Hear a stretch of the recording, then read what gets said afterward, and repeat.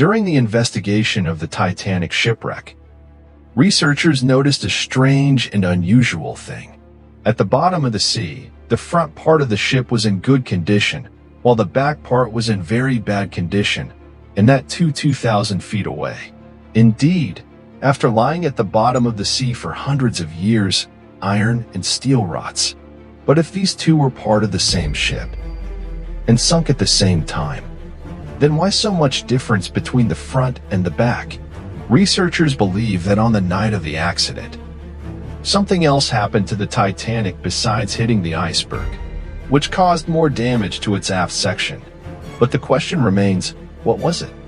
In 1912, the night when the Titanic crashed, at that time, it was 700 kilometers away from Newfoundland, Canada, alone in the middle of the dark sea.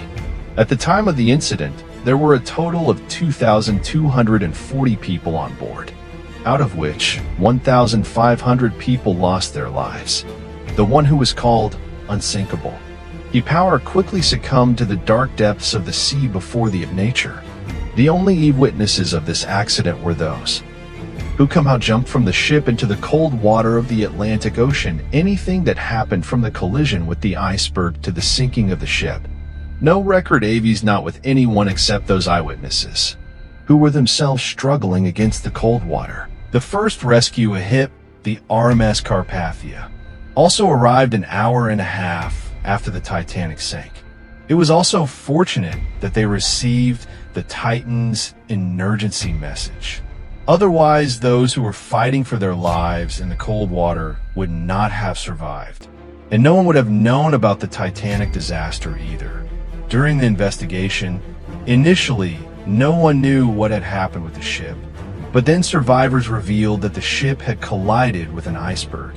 These statements were confirmed upon seeing the iceberg present at the scene, on which Titanic's red paint was still visible. After the accident, looking at eyewitness and evidence, it was stated in the investigation report that the iceberg had left a 300-foot hole on the right side of the Titanic, meaning that 1/3 of Titanic's entire side was torn open. But on the other hand, an eyewitness stated that it took nearly 2.5 hours for the ship to sink. Investigators believe that if the iceberg had indeed created a 300-foot gash on the Titanic, then it should have sunk not in 2.5 hours, but rather in a matter of minutes. But what the truth was, no oars could know at that time. To know the truth, it was necessary to find the Titanic ship. The search for the Titanic continued for many years. Finally, after 73 years, when the Titanic wreck was found, it was a huge breakthrough for the marine industry. The time had come to find answers to all the questions that Titanic had left behind.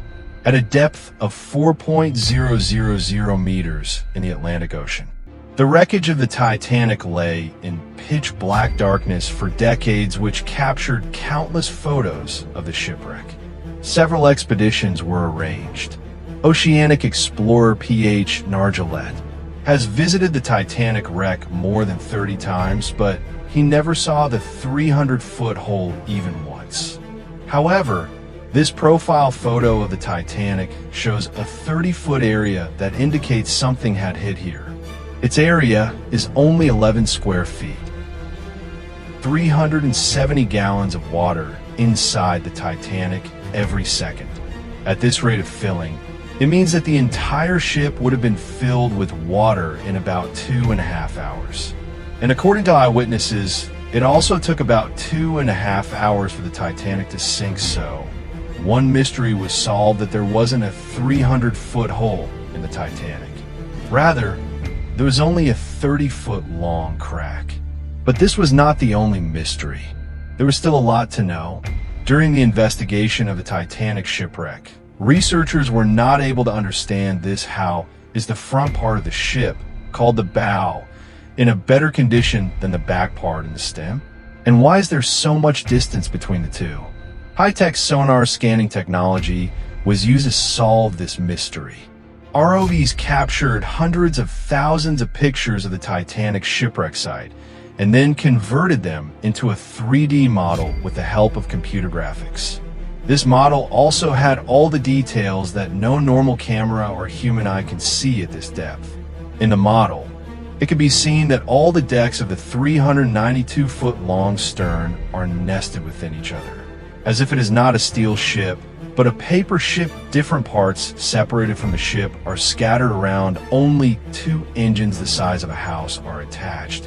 So, in this model, there's another important clue hidden, as well the clue that tells about this condition of the stern. Scientists can infer from these marks that the stem was going underwater with a speed of 80 kilometers per hour at that time, when the rear part of the ship was going deep into the water at such a speed. So, the forces generated by the water caused the ship's loose parts to break apart, and when it hit the ocean floor 4 kilometers below, all its decks sank into each other.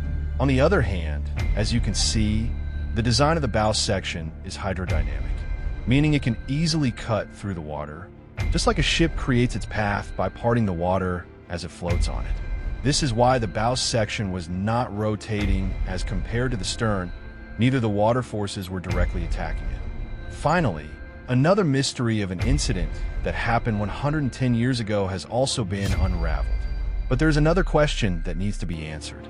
The question is, when did the Titanic ship separate into 2 parts? As you know, the news of the ship breaking into 2 parts was given by an eyewitness. For years, it has been believed that the Titanic had already divided into 2 parts before it sank. This news is quite true, but it is not the whole truth. When the bow section flooded, it went underwater, due to which the entire weight of the stern section was falling on the pivot point, i.e. the center. This center point could not bear excessive weight, and broke and divided into 2 parts. But the 3D model, created by sonar scanning, tells a different story. Yes, if seen, the equipment inside the Titanic scattered far and wide on the ocean floats. It includes coffee cups, dinner plates, chandeliers, deck benches, and even people's personal belongings. About 90% of these items belong to the stern section. A total of more than 10,000 items are spread across this area, which is an area of about 3.2 square kilometers, if this section was separated from the bow section above the water. So this means that by reaching the ocean floor, its debris would not have spread over 3.2 square kilometers, but an even larger area, as you can see in this animation as well. Therefore, experts believe that this section broke above water, but it is separated from the bow section by approaching the ocean floor. And then, while rotating, it changed its direction and fell about 2,000 feet away. Today, the body of the RMS, the Titanic, has completely rusted. Scientists believe that at the depths of the ocean, oxygen is very scarce, which is why the process of rusting also happens very slowly. But when some samples of rust were extracted and tested, so it was found that the rust is due to the oxygen released by bacteria. Experts believe that the speed with which it is rusting in the next few years, all the floors of the Titanic will collapse on each other, and then it will lose its original shape forever. I hope you will also like and share this video of ZNTV. Thank you so much for your kind comments. See you in the next awesome video.